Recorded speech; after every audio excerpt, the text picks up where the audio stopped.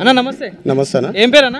నా పేరు హనుమంతు. హనుమంత్ గారు ఏం చేస్తుంటారు మీరు? వ్యవసాయమే చేస్తుంటా. వ్యవసాయమేనా? ఓకే, ఎట్లుంది మరి వ్యవసాయం? వ్యవసాయం ఇప్పుడు ఈ సంవత్సరంలో వర్షాలు లేక కొంచెం అవకతవకగా ఇబ్బందిగా ఉన్నాయి. ఓకే బోర్ల కింద ఉన్న వాళ్ళు నడుస్తుంది. ఓకే ఇక అందులో భాగంగా ఇప్పుడు ఏంది అంటే ప్రభుత్వం రుణమాఫీ ఆ సందర్భంగా ఇస్తామని అంటున్నారు. వాళ్ళు మేనిఫెస్టోలు అయితే పెట్టారు. దాన్ని అమలు చేసే దాంట్లో రకరకాలుగా పారిశ్రామికవేత్తలని అక్కడక్కడ కూడా వాళ్ళను ప్రయత్నాలు చేస్తున్నారు. బ్యాంకులతో వాళ్ళు లింక్ కూడా చేసుకొని అక్కడక్కడ మాట్లాడుతూ ఉన్నారు.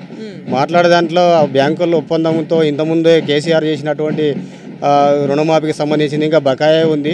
ఆ బకాయిని ఇంకా చెల్లించలేదు కాబట్టి మేము కూడా మీ మాటలు ఎట్లా నమ్ముతామని చెప్పి బ్యాంకులు అనడం వాళ్ళని సమకూరిస్తే దాంట్లో మన ఇప్పుడు రేవంత్ రెడ్డి గారు సీఎం కూడా కొద్దిగా ఆవేదన చెందుతూ ఉన్నాడు.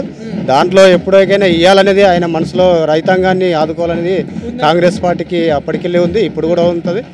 ఖచ్చితంగా చేయడానికి ఇదిగా ఉంటుంది. రానున్న కాలంలో కూడా ఇప్పుడు ఎంపీల ఎలక్షన్లో కూడా పార్లమెంట్ ఎన్నికలు వస్తున్నాయి. సో మరి ఈసారి ఎట్లా ఉంటుంది అంటారు? మీ మహబూబ్ నగర్లో చూసుకుంటే పార్లమెంట్ ఎన్నికల్లో ఏ పార్టీ గెలిస్తే బాగుంటుంది అనుకుంటారు? ఖచ్చితంగా కాంగ్రెస్ గెలిస్తేనే ప్రజలు గెలిచినట్లు. కాంగ్రెస్ గెలవకపోతే ప్రజలు ఓడిపోయినట్లు. ప్రజలు ఇంతకుముందు అనేక పార్టీలను చూసిండ్రు. అనేక పార్టీల వల్ల నష్టపోయినటువంటి చరిత్రలు చాలా ఉన్నాయి. అందుకనే ఇప్పుడు ఒకే దాటిగా ఎంపీలు కూడా గెలవగలిగితే అటువంటి ప్రభుత్వాన్ని మళ్ళా ఎంచుకొని మా పాలమూరు ముద్దుబిడ్డ మరి సీఎం అయింది కాబట్టి రేవంత్ రెడ్డి గారు అటువంటి దాంట్లో మాకు ప్రాజెక్టులు ఈరోజు అనేక ప్రాజెక్టులు మాకు వెనకబడిపోయినాం. ప్రాజెక్టులు తేవాలంటే మా ముద్దుబిడ్డ తీసుకొస్తాడని చెప్పేసి మేము ఆశించిన దాంట్లో ఇప్పుడు కూడా రానున్న కాలంలో ఆయన మొన్న ప్రవేశపెట్టిన లెక్కలు చూస్తే మాకు సంతోషంగా అనిపించింది. ఖచ్చితంగా అది చేయబోతాడు, చేస్తాడు కూడా. ఎందుకంటే మహబూబ్నగర్ బిడ్డ కాబట్టి చేయడానికి వేసి మేము కూడా కోరుతా ఉన్నాం. దాంట్లో ఎలాంటి సందేశం ఇక్కడ మీ మహబూబ్ నగర్లో కానీ మీ గ్రామంలో చూస్తుంటే గత ప్రభుత్వంలో 10 సంవత్సరాలు పాలించిన ప్రభుత్వంలో ఎలాంటి అభివృద్ధి ఏమైనా జరిగిందా? మరి ఎట్లా ఉంది అభివృద్ధి? అంటే ఏమంతా మామూలుగానే అది అరాకొర. ఏంటంటే కొద్దిగా ఇచ్చేది ఇస్తుందని చెప్పినటువంటి చరిత్రలో ఎక్కడైనా కూడా పెద్దగా లేదు. ఒక రైతు బంధువు తప్ప మిగతా ఏది కూడా రాలేదు. అన్నీ అరాకొరనే. కొంతమందికి ఇస్తే కొంతమందికి లేదు. ఎక్కడైనా కూడా ఉన్నంతలో ఉండరు. ఆ కాలాలు కొద్దిగా వర్షపాతం ఉండి మంచిగా ఆ రోజుల్లో మంచిగా జీవించారు కాబట్టి రైతాంగం ఆదుకున్నది అప్పటికి జనాన్ని కూడా. ప్రభుత్వాలు ఎప్పుడు కూడా ఆదుకున్నటువంటి చరిత్రలు ఏమి కూడా లేవు. కానీ వర్షపాతం తగ్గింది, మంచిగా ఉంది కాబట్టి నడిచింది. కానీ వర్షాలు లేక మేము కొద్దిగా ఇబ్బంది పడతాం. ప్రాజెక్టుల మీద మాకు అవగాహన ఖచ్చితంగా తీసుకురావాలని చెప్పేసి ప్రభుత్వాలను ఎంత మొరపెట్టుకున్నా మరి కాళేశ్వరం మీద పెట్టినట్టు శ్రద్ధ మాకు పాలమూరి రంగారెడ్డి మీద పెట్టలేదు.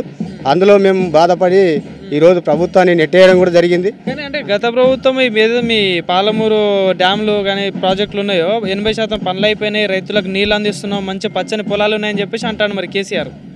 ఇవన్నీ ఎక్కడ కాదు. ఇప్పుడు పక్కల కాళేశ్వరం ఇది కరివేనా డ్యామ్ ఉంది. కరివేనా డ్యాము గుంతలు తోయిండు, అన్నీ కట్టిపెట్టిండు, అన్నీ రెడీ చేసినాయి. ఆడికెళ్ళి నార్లాపూర్కి వెళ్ళి ఫారెస్ట్ దాంట్లో కాలువ రావాలి. ఆ కాలువ కేంద్ర ప్రభుత్వం అసలు పర్మిషన్ ఇవ్వలేదు. ఆ కాలువనే రాలేదు. ఇంకా ఈడనేమో హంగామాలు చేసిండు. ఏదో దాని ప్రాజెక్ట్ అయిపోయింది, నీళ్ళు వచ్చాయి, అది వచ్చాయి, ఇది వచ్చాయి అని హంగామాలు చూపిస్తున్నారు తప్ప అది ఏమీ లేదు. అది అయ్యింది ఏం లేదు. సెంట్రల్లో ఉన్న బీజేపీ గవర్నమెంట్ ఎట్లా అనిపిస్తుంది? ఇప్పుడు మళ్ళీ సెంట్రల్లో మళ్ళీ ఏ గవర్నమెంట్ వస్తే బాగుంది అనుకుంటున్నాం? మరి మాకు కాంగ్రెస్ వస్తేనే ఖచ్చితంగా కూడా అనుకున్న పనులు ప్రజలు గెలుస్తారు, మేము కూడా గెలుస్తాము. మా పార్టీ కూడా ముందుకోవడానికి బాగుంటుంది. ఇక్కడ అభ్యర్థి ఎవరు ఉన్నారు మరి కాంగ్రెస్ నుండి?